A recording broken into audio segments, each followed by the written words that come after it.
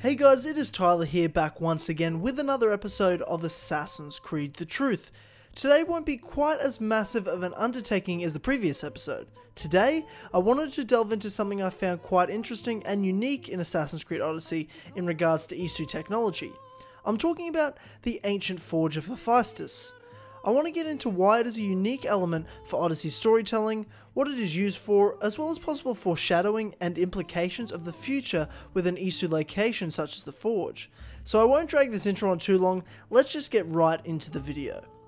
Over the past decade plus, we have seen many Isu temples, artifacts and structures throughout Assassin's Creed media, all of which have their varying uses and important elements to the games, books and movie specific storylines.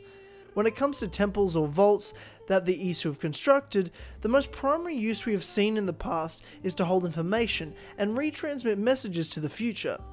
The first major Isu structure we saw was the vault underneath the Vatican in Assassin's Creed 2.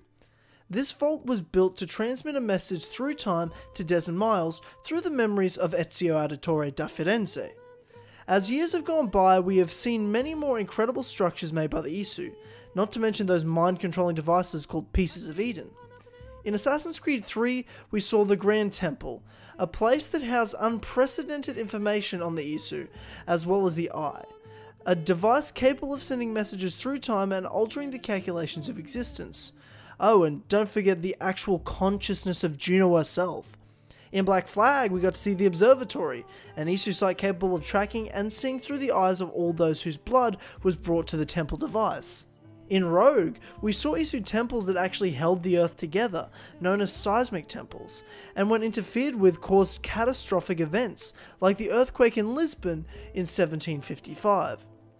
What I'm getting at here is there are a massive number of Isu structures we have seen that house pieces of Eden, knowledge and power with varying purposes, like keeping the earth together, sending messages through time, and observing society. It started to feel to me like we have seen everything from the Isu, and the mystery with them is gone completely. And while much of their mystique has evaporated over the years, in Assassin's Creed Odyssey we saw an Isu temple like one we have not seen in Assassin's Creed before, the ancient forge of Hephaestus. The forge, located on the Greek island of Andros, is an Isu structure that was used to construct powerful weaponry that we see throughout the game, like the Spear of Leonidas, the Sword of Deimos, among other weapons that we see in secret areas. The forge was used and named after the Isu known as Hephaestus, a revered figure known as a god of smithing, forging and fire in Greek and Roman mythology.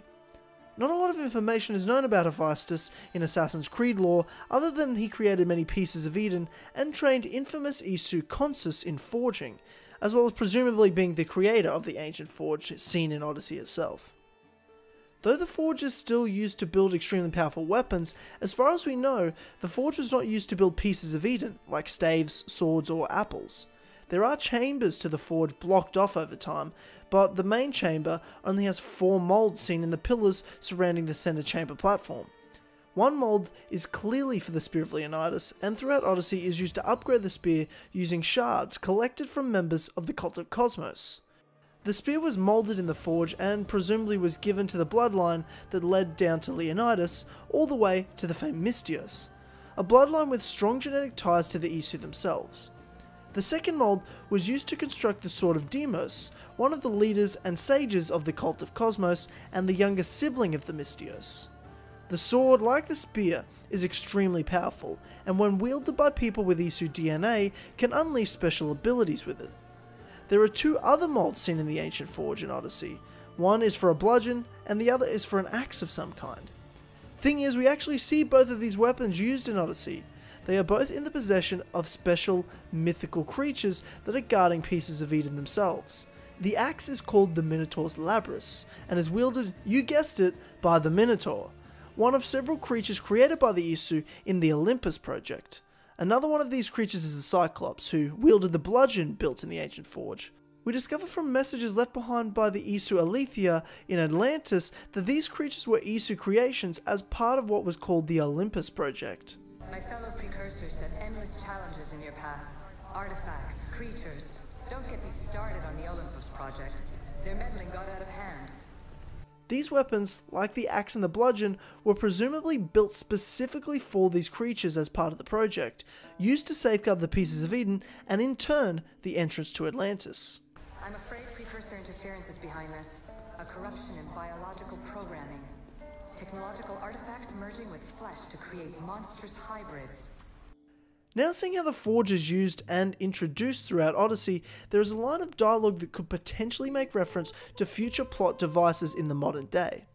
As I said earlier in the video, the Ancient Forge is an Isu location unlike one we have ever seen before, though one that makes a lot of sense in its existence, a place not just used to construct Isu technology, but upgrade and improve it. That plants the seed in the head of modern day protagonist Layla. You don't understand. This confirms it. Alexios didn't just have Isu technology, he had the means to improve it. Imagine how powerful the staff could be.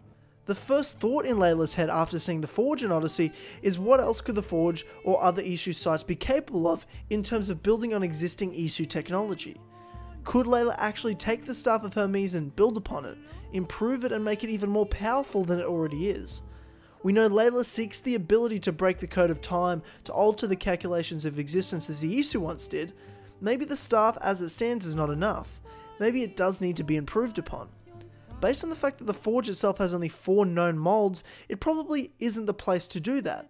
But knowing locations like the Forge exist does bring up the fact that we have not yet seen any Isu sites in Assassin's Creed that are places pieces of Eden were constructed. Could that be something that is next for Layla? Could an Isu site be capable of doing that? I mean, we know Layla is a character that is obsessed with problem solving, building, and improving. I mean, she never shuts up about how good her Animus is and how she keeps upgrading it. That's Abstergo equipment. Which I've modified to within a millimeter of its digital life. It's an Animus console prototype Raman variant with the I/O capacities pushed to their max. Ultra portable with more calculating power than NASA and CERN combined. It would definitely make sense for Layla to seek out improvements to the Staff of Hermes that is now in her possession.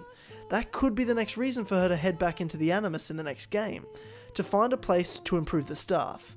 An Isu site where pieces of Eden were created similar to the Forge. It would be another site we have never seen something like before in the franchise, something that's existence makes total sense. Something that would have massive implications on both the modern day and an ancestor storyline. But again, that's just my theory as what could be coming next. With that, we are done with this video, ladies and gentlemen. A bit of a shorter one, but one I definitely felt needed to be talked about, both with the Forge's uniqueness and its possible implications to future Isu sites in the next Assassin's Creed titles. I hope you all enjoyed this video. If you did, please give it a like and subscribe to my channel if you are new, and I will see you very soon for more videos and episodes of Assassin's Creed: The Truth. Time.